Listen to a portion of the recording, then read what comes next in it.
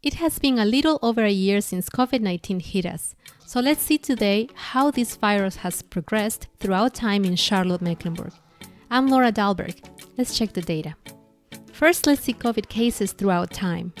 By this past April, there had been over 107,000 confirmed cases in the Mecklenburg area. COVID infections have gone up and down throughout time and have had two major surges.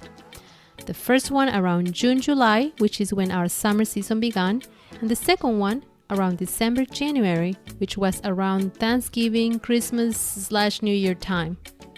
We can actually see this last surge a little bit better on a weekly plot.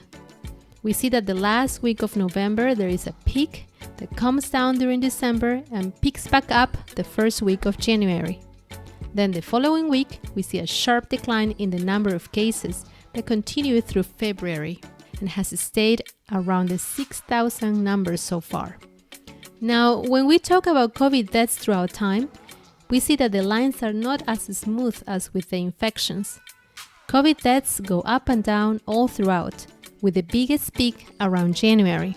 The week of January the 3rd was the week with the highest number of deaths since it all started, with 57 deaths.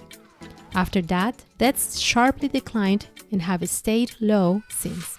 Percentage-wise, the death rate has been under 1% most of the time and has consistently been going down since August of last year. By the end of March, the COVID death rate was at 0.4%, less than 0.5%. Let's break it down a little more and look at COVID cases, but this time grouped by age. This heat map with the blue color scheme quickly highlights for us the areas where COVID cases were concentrated. The darker the color, the higher the numbers of COVID cases. So we notice that throughout time, the highest number of COVID infections have been for people in their 20s and 30s. On the opposite side, people in their 80s consistently have the smallest numbers of infections, followed by people in their 70s and children 0 to 9 years of age.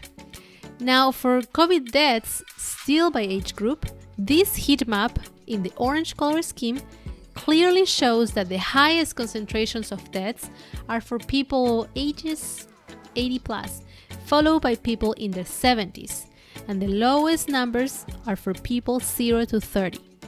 The younger the group, the less COVID deaths.